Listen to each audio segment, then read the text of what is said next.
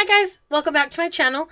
Today I'm going to touch base on skincare and a little bit of finding the beauty within yourself. So let's just get right into it because every girl wants beautiful skin. What I'm going to first start out with is this quote that I got from my Lauren Conrad beauty book. This is actually the second edition. The first one is her style edition. I love that book. I think everybody should pick it up. This is her beauty edition that just came out. I picked mine up at Sam's Club for $12.88, but I definitely suggest everybody getting this. So the first thing that I'm going to do is start out with a quote that she put in this book. And it's one simple thing you can do every day. And this is what it says. One simple thing you can do every day is give yourself a compliment. I know this sounds silly, but it really is important. As girls, we spend countless hours focusing on our flaws and trying to correct them or cover them up. It's essential to focus on something that you like about yourself. Maybe you're having a good hair day, or your skin is looking especially healthy.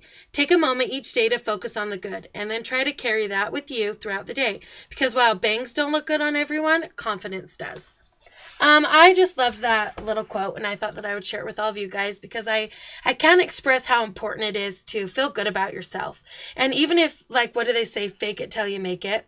Even if you have to do that, just every single day, just look at the mirror, or even just in your head, just tell yourself, just pick something that's really looking good about yourself and tell yourself a great compliment every day. But the first thing that we're going to kind of touch base on is skincare and how you can take care of it. I'm going to touch a little bit on products you should avoid. I'm also going to talk about some things that you should do for your skin. I can't express to you how important it is to keep your skin looking healthy. That is the number one thing in my book that will give away your age. Because, I mean, you could have, and I'm not just talking about your face. I mean, you could have the most youngest looking, tightest skin in the world on your face, but then on your hands or on your décolleté, your neck, I'm just telling you, skin is the number one thing that will give away your age. So what I'm going to kind of talk to you about is the type of skin that you have is determined by your genes. So that is the number one thing that you really can blame your parents for this, because the type of skin care that you got, or not skin care, but the type of skin that you have, you got through your genes from your parents. But you can't blame them on how you maintain it.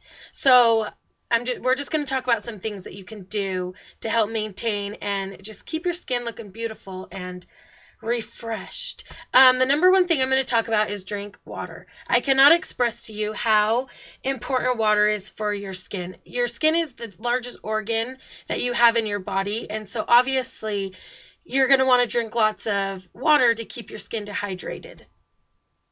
Another cool thing about skin on your face is everybody has different skin types. I mean, there's some people who have oily skin, dry skin, combination, and not to mention, to touch on combination, you also have different types of skin throughout your face. Like me personally, I get really oily through my T-zone, but I'm also really dry throughout the outer perimeter of my face. So there's different spots on your body that your skin's different skin types. So just finding one face wash or one thing, I mean, heck, if it works for you, stick with it.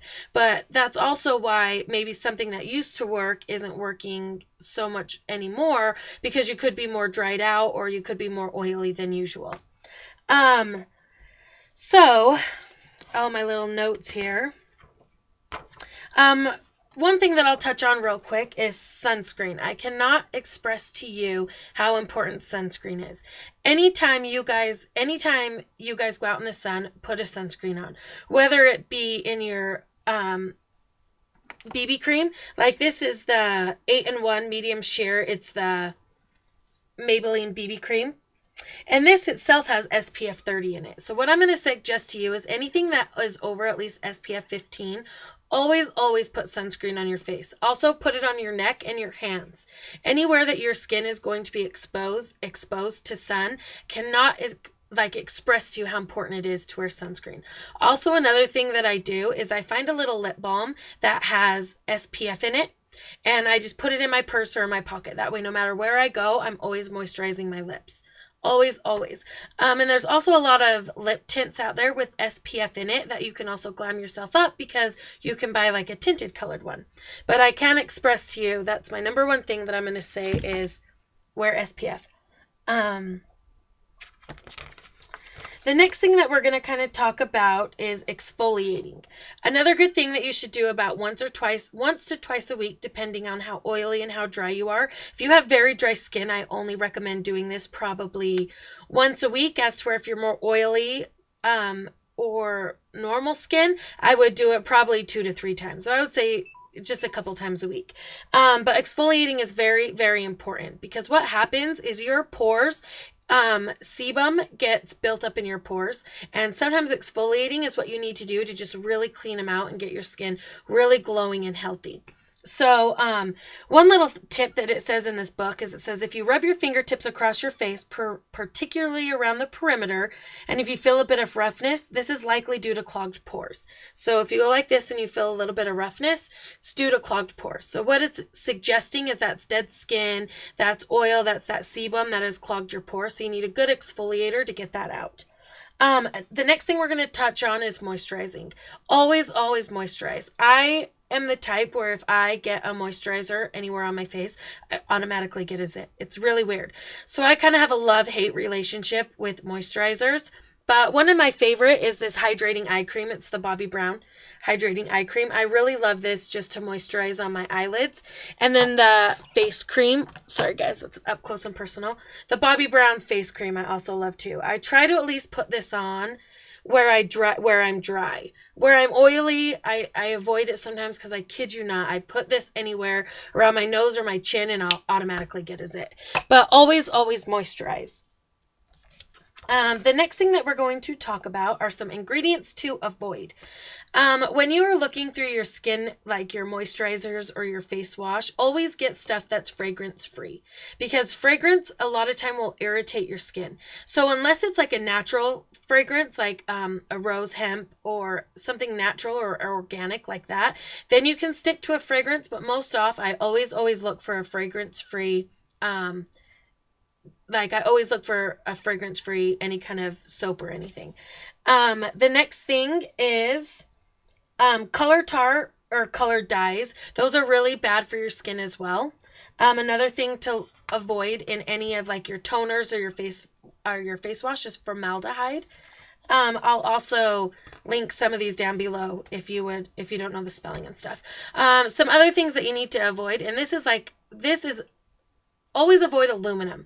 And that's kind of hard because aluminum is found in most of your deodorants, but that's the #1 thing that they're linking to a bunch of like cancer and different birth defects and stuff like that is aluminum. And so you can, like if you go to health foods or an organic store, you can find like the aluminum free deodorant, but always, that's another thing that I always look for is aluminum free.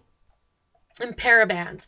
Parabens is another one that I definitely suggest avoiding in my different face stuff. So what we're going to talk about now is the difference between a blackhead and a whitehead. A lot of people don't really know the difference. I personally, blackheads are harder to spot because they're usually like throughout your nose, but a whitehead is really, I mean, everybody's going to notice when you got a big whitehead on yourself. So the difference between a blackhead is when the sebum gets clogged in your pore and it actually hits the air. When that sebum hits air is what turns it black. So the difference between a whitehead and a blackhead is a whitehead is usually under the skin and there's a small layer of skin over it that makes it so the sebum never touches the air, which in return, it doesn't turn black. It's why it stays white. So that's the difference between a whitehead and a blackhead. A lot of people didn't know that. So I'm also going to read you this little tip from the book, and it says how to pop a zit. So what it says, the short answer is don't, particularly if you have scar-prone skin. Not only can you damage the skin around the pimple, but you can also inflame it and increase its duration. If you squeeze, you can also cause the head to burst inward, which can spread the bacteria underneath the surface of the skin and cause more breakouts. If you have a very painful red cyst or nodule, do not touch it. Contact your dermatologist for a cortisone injection, which can make the swelling subside. If you absolutely must tackle it and you are convinced that it's ready, wash your face really well and place a hot washcloth on the zit to draw out as much as possible. or start your procedure immediately after shower. Wrap each of your index fingers with facial tissue and apply a small amount of pressure a few millimeters away from the edge of the zit. Again, don't press down directly on top of it. If it doesn't pop right away, just leave it alone. If it does pop, make sure it pops fully. Cleanse your face again and apply a light toner or witch hazel. So those are just a couple of things that you should avoid when you're looking for like a face wash or if you're looking for a toner. And that is just a little suggestion on how to pop a zit. This book is awesome. It also goes into the fact how, like, if you're lacking sleep, you will break out on your, like, in between your eyes. If you're eating too much greasy food, you'll notice zits on the outside of your chin. It's just a really good book. So I suggest everyone to go into it or to go pick it up. But I hope this little video was informative to you guys. But thanks so much for watching, and don't forget to subscribe. I would love it. Bye, girls. Mwah.